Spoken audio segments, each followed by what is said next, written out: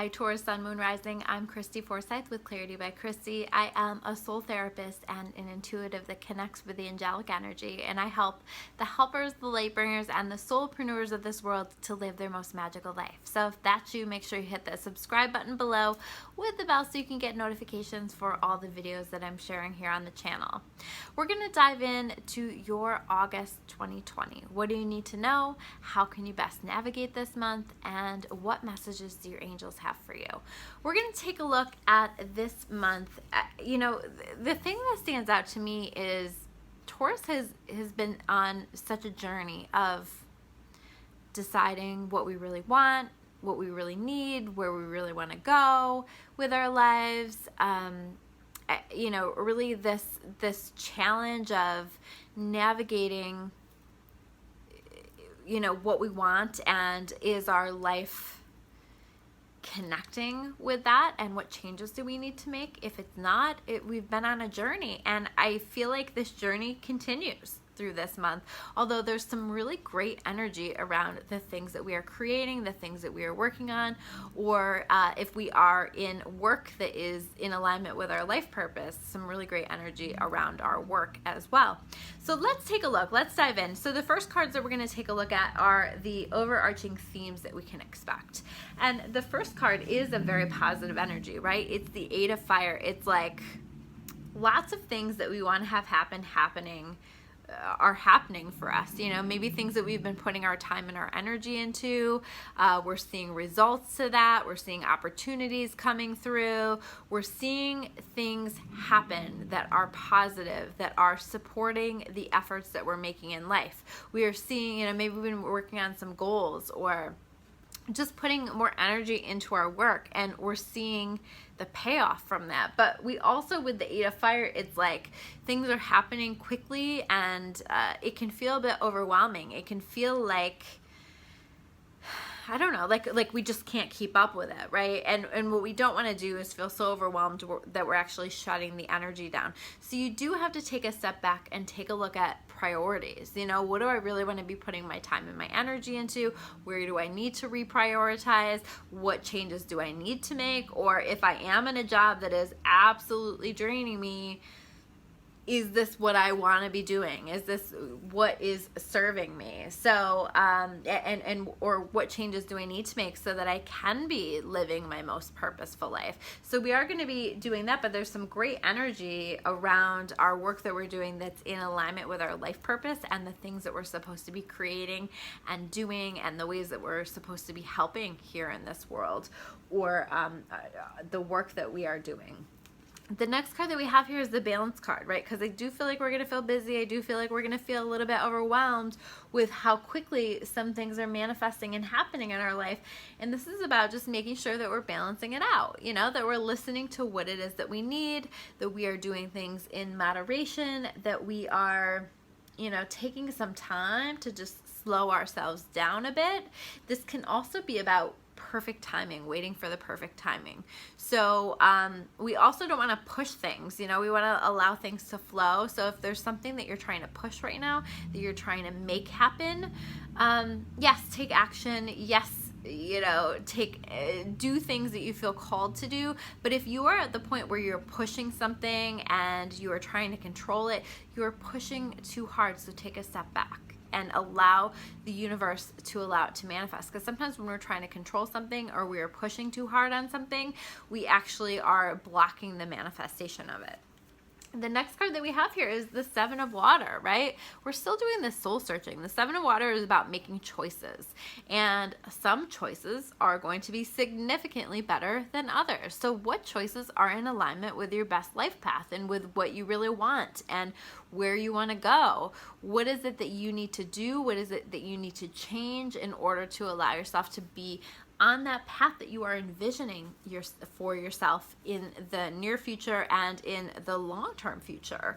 Really think about as you're making decisions here, because I feel like you're going to have multiple decisions to make, many things out on the table here for you to decide, and you've got to choose from your intuition. You've got to choose what feels best and what feels right, and envision where you want that to go, and allow yourself to follow the path that feels most joyful, that feels happiest, that you're excited about, and honoring that intuitive voice that's trying to show you what the best decision is. But I do feel like we're going to be taking a look at, like, what direction should I go in? What should I do?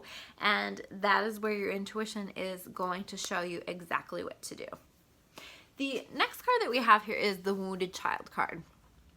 And this is really for Taurus to take a look at, you know, where are my childhood wounds impacting the things that I have going on here in my life now? Where is that playing out in my relationships, in my work relationships, in my, you know, in my life? Like, how is that impacting me in a negative way? And where do I need to do some healing? Maybe I am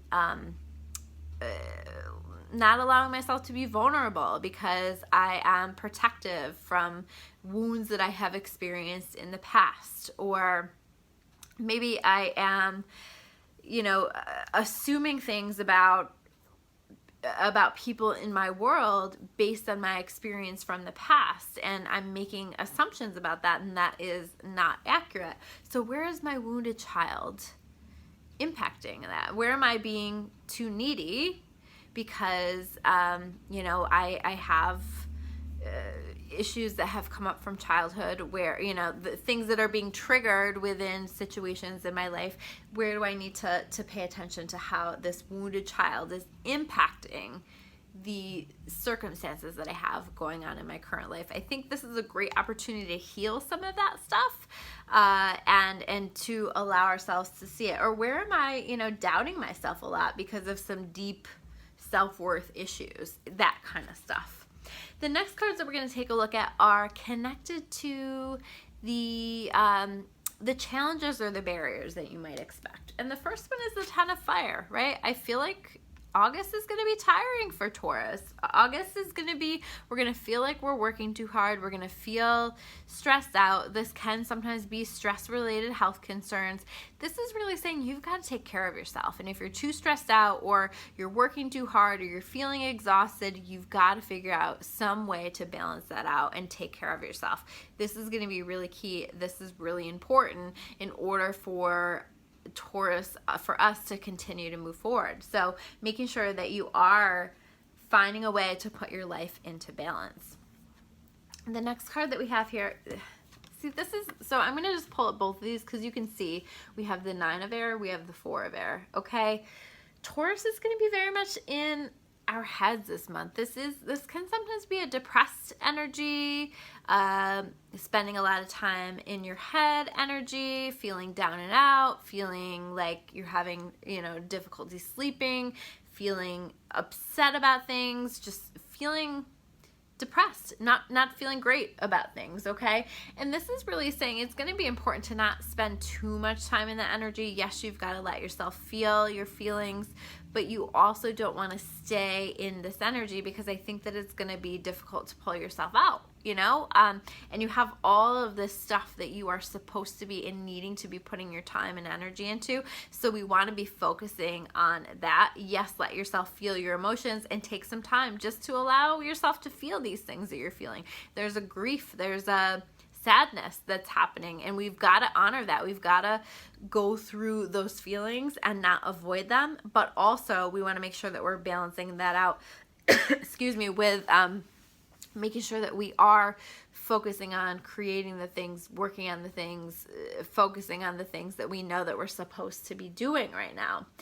The Four of Air is also about just taking time. You know, you might feel a little bit more tired. You might need more rest. You might need to take some time away. This can sometimes be like, take a couple of days away just to rest, just to relax, just to you know, spend time meditating or hiking or time with the earth, whatever this is for you. But just taking a little bit of time away to balance yourself, to heal yourself, to let yourself feel your feelings so that you can come back and be rejuvenated and ready to take on the rest of your life. We also have this companion energy here, okay? So this is a question of, how can I be a better companion? How can I be what do I need to shift to be a better companion to the people that I have in my life? Or where do I need somebody else to, where do I need a better companion in my life? Maybe, there are some relationships that are not going to serve us and aren't going to continue beyond this time period, because we need someone who is loyal, who is committed or connected, or where we need balanced relationships, right? But this is also about like asking yourself, how can I be a better companion? Or what is it? How can I be better within my connections with other people? How can I be more vulnerable? How can I be more willing to connect and be open to staying connected and just be better within the connections that I do have? So we have that energy, and I do think that's going to be a question that we're going to be exploring through this month. And the next cards that we have here are connected with the gifts that we can expect throughout this month. The first card that we have here is the Page of Fire. The Page of Fire is great energy. Again, it's fresh, new energy within some things that we're focusing on, some things that we're working on. This can be like a new position at work or a new opportunity at work, but it doesn't have to be at work. It can be anything that we're focusing on, creating, anything that's in alignment with our life purpose. But there's a great new opportunity coming through, a new thing that we're focusing our time and our energy on, that we're excited about, and we want to embrace that. And again, let ourselves focus on that, because that really is one of the biggest gifts of this month that I see for us Tauruses. The next card that we have here is the Four of Fire. Again, another beautiful gift. And again, fire tends to be connected with our work and our life's work, okay? So a positive energy around the things that we're creating, working on, focusing on. And this is leading to a ultimate feeling of contentment and peace and having abundance and feeling like we have created a solid foundation for ourselves. This is us creating a solid foundation for ourselves. This is us feeling happy with our life, with our home, feeling like we have completed something successfully. All kinds of beautiful energy. This is a solid foundation in our life that we are excited about. And so we are working on this. We are working toward this. We are inviting this energy in.